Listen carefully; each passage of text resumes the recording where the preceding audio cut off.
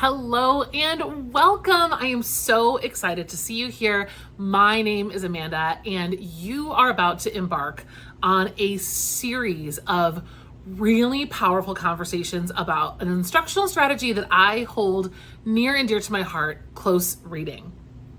Close reading for me is something that I have professionally had a mixed relationship with. I can tell you so honestly and transparently that close reading was not always something that I felt confident in teaching or something that I leaned on in my instruction on a regular basis. I was really intimidated by close reading. And one of the things that I want to do in this series of workshops and trainings is really help teachers feel like close reading is the help you need to get to the places that you want to go with your students. It's not the hurdle. And I think that once we feel like we can be empowered in our ideas about close reading, that we can experiment and have fun with what we try with close reading, the more it's going to feel like a very natural thing to rely on as we're working toward goals of critical thinking and argumentative analysis types of writing and thinking and reading. So that's the big goal that I have in this 6 video series. You are joining me for what I would consider volume 3 of the work that I've done with close reading. So if you're not already familiar, I have taught 2 other masterclasses that are more on the setup, execution, and design of close reading types of lessons. If that's what you're looking for, that's not going to be in these videos. So I want to make sure that you know that right from the beginning. These videos are going to, other than this one, just jump right in to 6 different passages, 6 different opportunities to pair close reading with other types of novels and units. So if you're looking for kind of like the starter, like how do I set it up? How do I put together my annotation directions? How do you assign it? What do you do differently for, say, a Shakespearean drama versus a whole class novel unit? That's going to be in the other 2 masterclasses that I have on my website. You're welcome to check those out if that's something that would be helpful to you. They are not a prerequisite to get something helpful and useful out of what we're doing here, but you might consider them to help you kind of, again, build that confidence and become the close reading teacher and the reading teacher that you really, really want to be. So without further ado, let's jump into session 1, book 1, The Grace Year.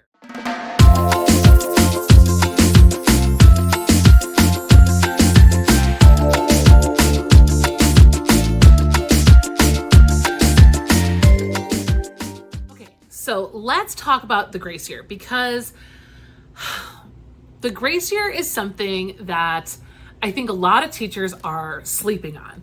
Don't sleep on the grace year. It is, as you can see, by itself, right, is just an incredible book to teach students. And the things that I love about the grace year are many, but I know that today's training is about using just a passage as a supplemental. But I definitely have to put a plug out there for this as an addition to a dystopian lit circle conversation. I think kids would find just so much insight into human nature and leadership.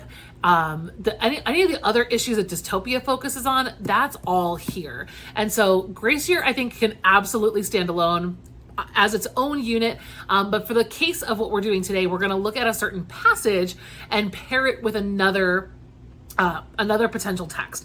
So to give you some background on what the Grace Year is about, let's talk about the Grace Year, because if you've never heard of it, this is going to be really difficult for you to understand if you don't kind of know the background.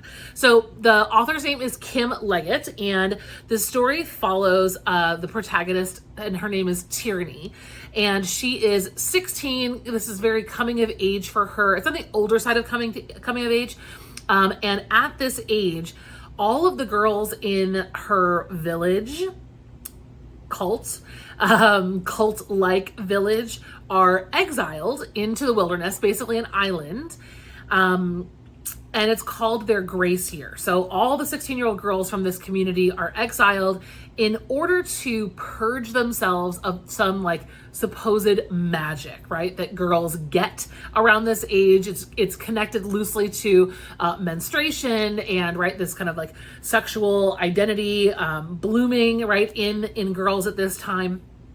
And so the community says, you know, at this age, you must go to this island. You are banished for the grace year, and for that whole year, they are completely isolated from the rest of the community.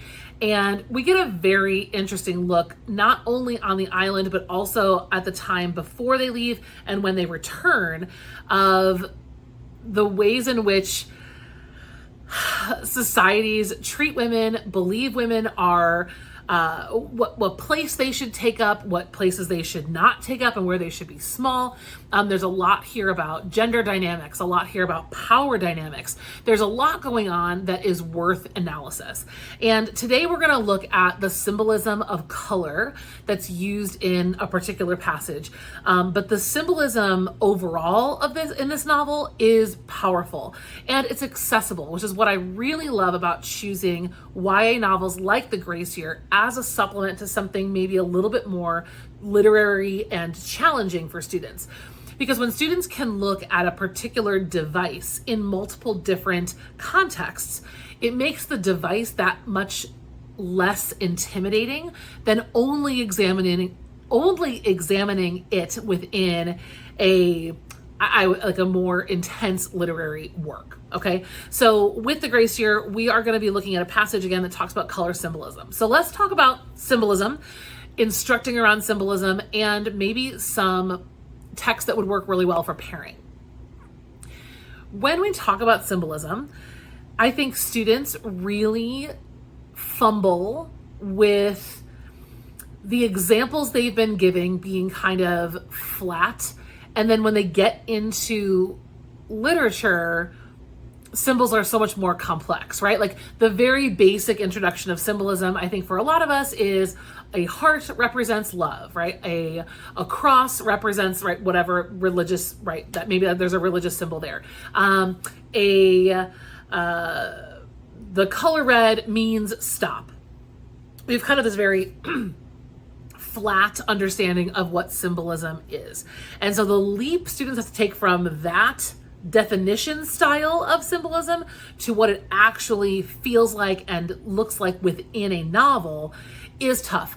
The other hard thing about teaching symbolism is that it's very closely related to metaphor. It's very closely related to motif.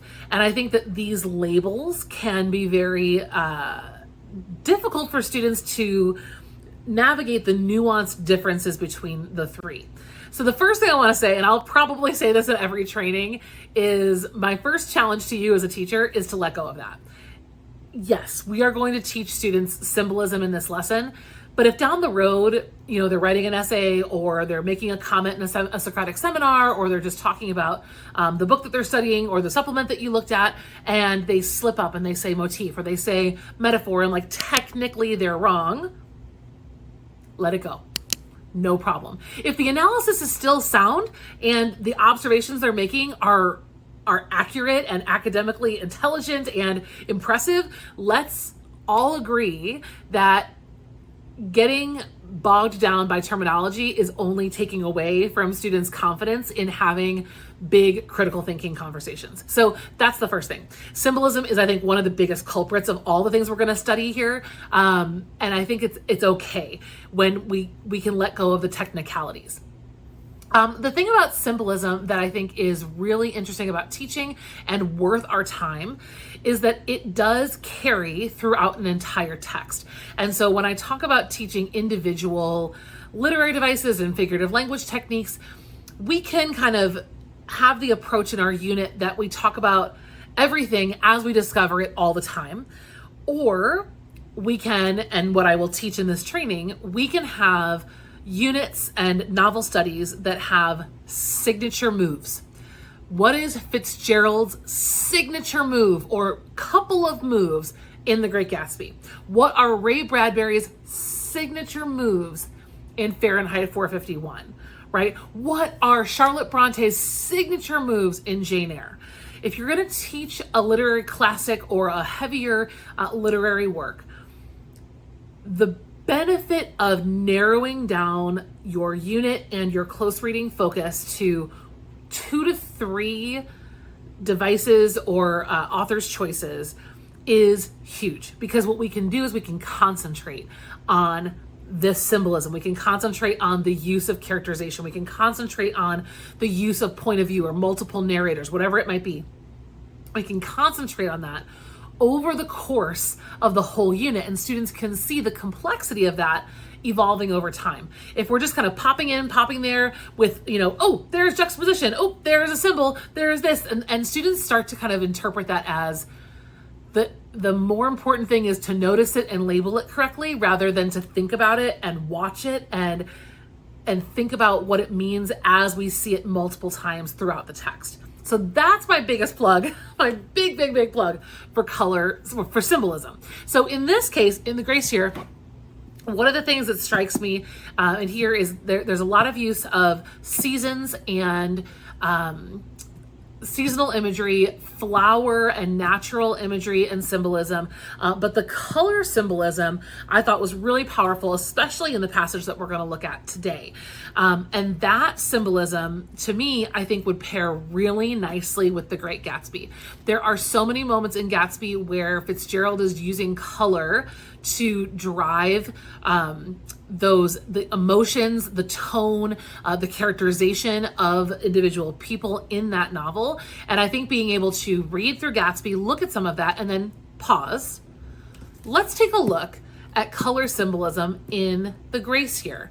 This novel, you haven't read the whole thing. You're just going to get a little peek inside this passage, but the author, Kim Leggit, is also using color symbolism to tell us something about her characters, the situation that they are in, and what they're about to experience.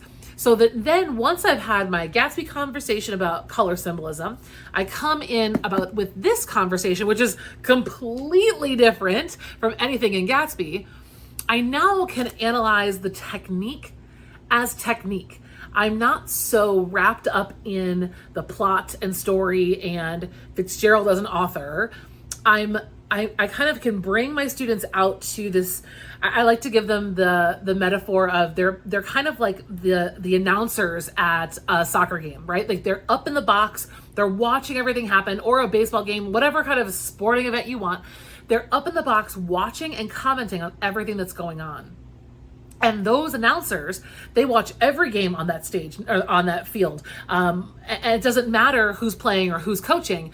They're always analyzing the craft of the sport, right? The art of the sport. And that's what I want them to be able to do when they analyze literature, is be able to say, interesting, Fitzgerald treats it this way, and it has this effect, and it does these things.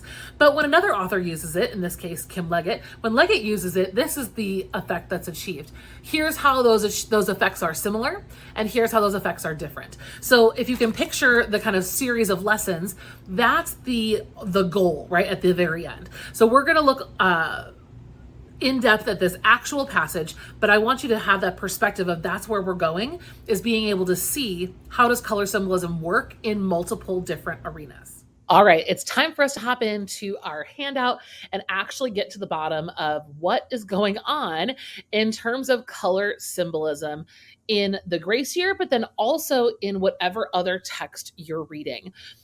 Color symbolism is one of the things that is going to give you a lot of bang for your buck. We're going to see color symbolism a lot of places in literature. So this to me is a really worthwhile investment of your time, because whatever lessons are learned in this kind of hybrid compare contrast experience, they're going to be memorable. They're going to be the kind of conversations that carry with students into other types of texts and other things that they read.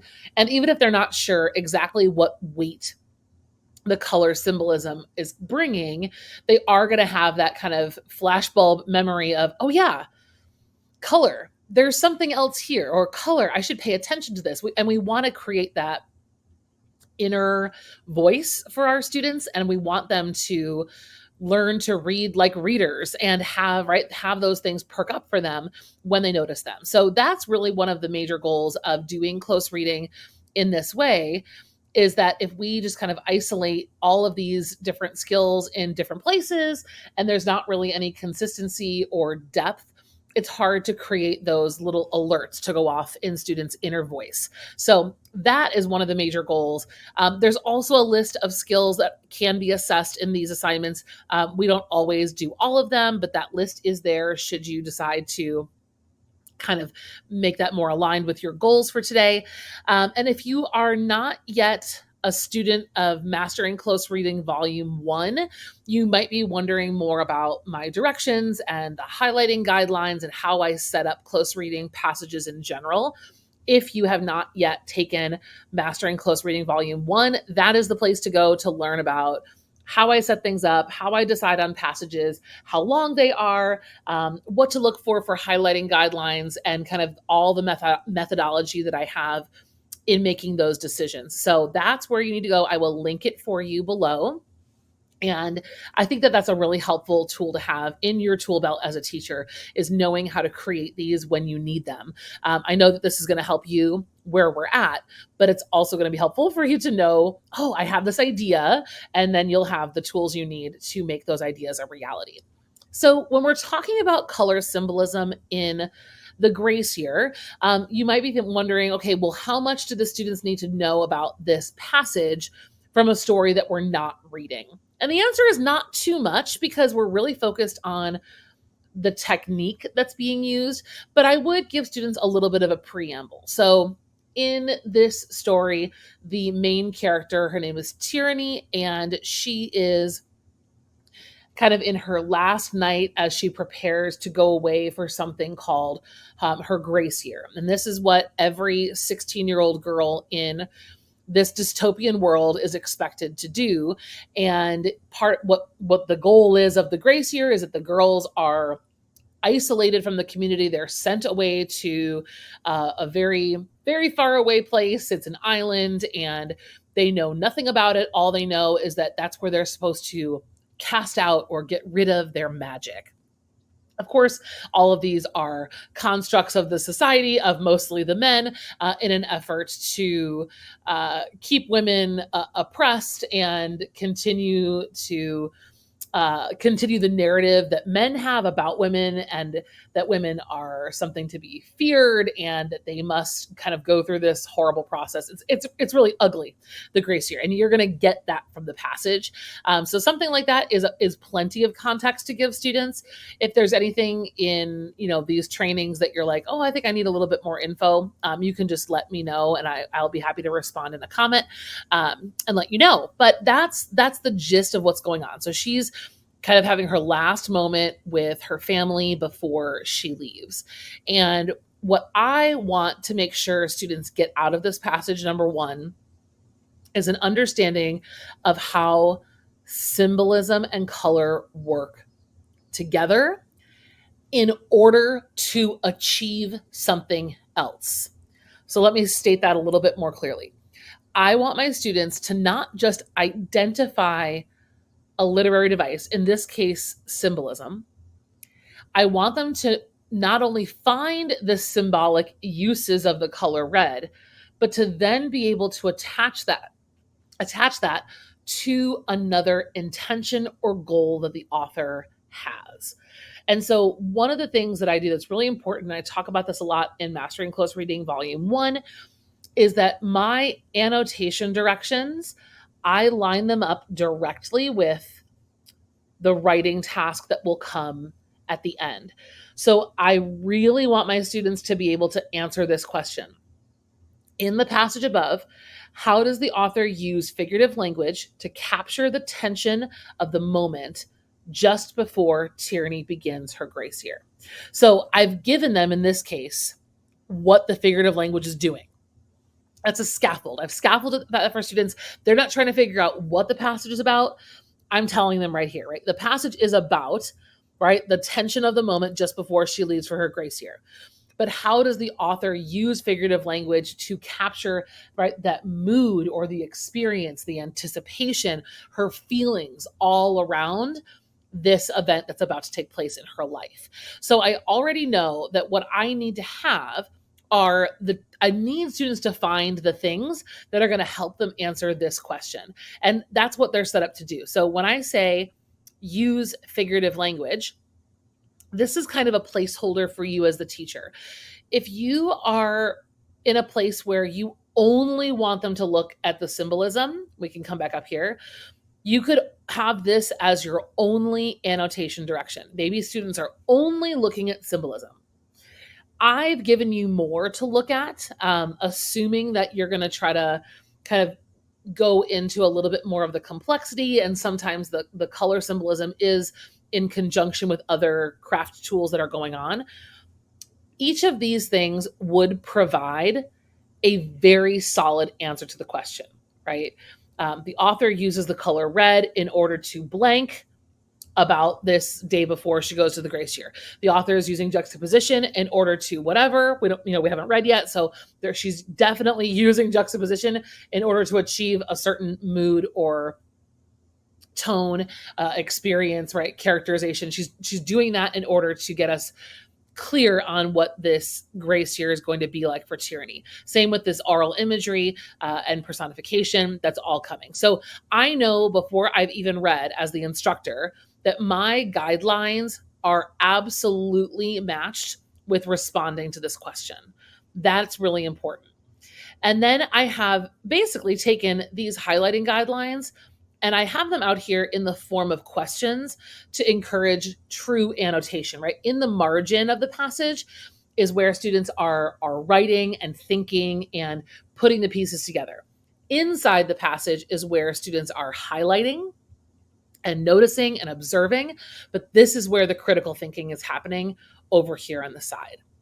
Okay, so I hope that that's a good, helpful start. Of course, feel free to leave me any questions and I will do my best to answer them for you. Let's take a look at the passage. We're going to zoom in on a few things, and I'm actually going to take us down to the answer key so that we can just kind of cut to the chase and kind of get moving here. So the answer key is at the bottom. And if you remember our annotation directions in green, we were looking at juxtaposition. In pink, we're looking at the color red, and then yellow is that kind of aural sound imagery and personification. So let's go back down here. In this moment, right, she's kind of getting ready. She's eating, and then there's this little moment with her little sister, and she grabs Tyranny's veil and says, "Look at me, I'm the first wife chosen."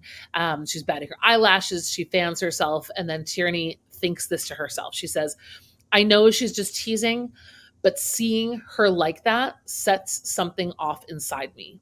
"Don't!" I yell as I snatch the veil off her head. She looks up at me in shock, as if I'd just given her a fresh slap. She probably thinks I'm being selfish, that I don't want her touching my precious veil, but it's the exact opposite. She can be so much more than this. I want to tell her as much, but I bite my tongue. I can't give her the same false hope my father gave me. It makes it so much harder in the end. So this is a great example of something that could be a distractor if you're trying to have a color symbolism only discussion. And in that case, I would either delete it or not even talk about juxtaposition. But if you wanted to talk about it in this moment, right, this is a great scene where there's a lot of juxtaposition going on here, actually. We have the young sister and the older sister. So we've got young and old, right, kind of coexisting here in this moment.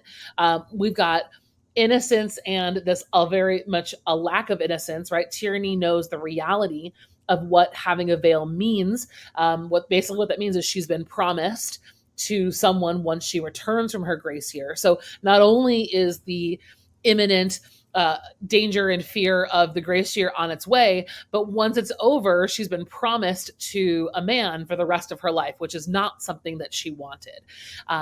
And then there's kind of the emotional juxtaposition in this scene where, her little sister is happy and dancing around and being silly. And then the reaction that Tyranny has is so angry, it's abrupt, it's jarring. And so there's lots of juxtaposition going on here in this moment. This may or may not play into our response at the end, but that would be the conversation I'd have around juxtaposition in that moment. And then, of course, it continues here. Just after that, uh, the sister kicks her in the shin, and then Tyranny smiles. All right, so again, like there's a violent reaction and then a compassionate reaction, which is unexpected from that. But it really makes her feel like there's still some fight in her, and maybe there's still some fight in me.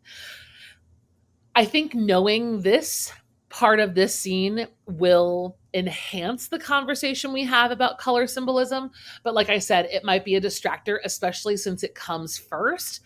But let's get into the color piece of this moment. And then maybe we can think about whether or not they're helping or hurting, with our students, whether it's helping or hurting the conversation that we have. My mother braids my hair with red ribbon and then helps me dress. And then she describes more about like her dress and her sisters. And then she says, starts to talk about what she's putting on. What's really, I think, stands out here is this section here. They know the gravity of this moment, what it means. Clara rolls the gloppy red ink on the sole of my right foot. Penny holds the stiff sheet of parchment in place. I stand, putting my full weight into it. As they peel it off, a shiver runs through me, but not from the cold ink alone. This is my mark, the brand of my father's sigil that I received at birth. A stretched rectangle with 3 slashes inside, signifying 3 swords. Should I be taken by a poacher, only to come home in tiny bottles, this is how they'll identify my body. Okay, so now we have a lot of things to unpack here. The color red is happening twice in this moment of her preparation to leave for the grace year. So the red ribbon is a requirement that must be in her hair, and it must stay in her hair for the duration of the grace year. That kids can know that or not, that doesn't really matter. But the color red is really important. And then we have the color red again, and that is used on this kind of stamp branding that must take place on her foot. And what's ironic and like the juxtaposition around this is that she received this sigil from her family at birth. But the reason that she has it is because when she dies, it's the only thing that will let them identify her body, because it will likely be unrecognizable in other ways. So the color red and what it's connected to is where I would direct the next conversation, right? So the color red is in this case describing a situation that's resembling death, right? If we talk about red and the color red and blood, right, it could mean life, it could mean death. It definitely means both, and in this case, it is still both. But in her worry about the future, I think that death is definitely riding this wave here. Red is also seen as a color of warning, and that's definitely what the red ribbon is for. In her hair, that this is a grace year girl, and to stay away from her, that she is also somehow dangerous, and people should stay away from her. There's a lot going on here with the color red. So those are kind of the directions I would have students, think about and talk about with that choice. And the last line, again, you could leave this out or you could talk about it, depending on where you wanted to focus your energy. But we would talk about here this line: the bell echoes over the square, snaking its way through the narrow streets and narrow minds until it reaches my house, reaching straight into my chest, squeezing tight. Not only do we have this imagery of the sound of the bell, right? The bell has tolled, the tolling bell, signifying, right, the end of the day and the beginning of the next, of what's to come. But then we have this imagery, this personified moment of a snake, and how the echo transforms into this snake-like figure, and it moves through the narrow streets and narrow minds of this community until it reaches her house, stretching, right, and squeezing her tight to the point where she is feeling that in her chest. Again, such a cool moment to have students explore, what does that tell us about, right? Let's go back to our question. What does that, oh, I'm at the answer key, sorry. So what does that tell us about the tension of the moment just before Tyranny begins her grace year? That's what we're getting from those things. So here's a check-in. Based on the things that we've highlighted, which is quite a few things, right? You can see what we've highlighted. All of these moments we've talked through very quickly together. Could my students write a claim wherein the evidence we've highlighted would be the answer? And so I wrote a couple of samples here that would be really, I would love for my students to be able to write like this and say something to the point of, the symbolism emphasized by using the color red in both the hair ribbon and the imprinted signet create a sense of foreboding and danger just before Tyranny departs for her grace year. So that would be the claim. Is there evidence that they could pull that would be able to, right, prove this to be true? Yes, we highlighted it. Is there another piece? Yes, we highlighted 2 instances where the color red contributed to a sense of foreboding and danger. Now, the question is formatted so that its figurative language is broad. Remember, that kids could talk about any of those 3 things that were annotated if that's what you want to allow.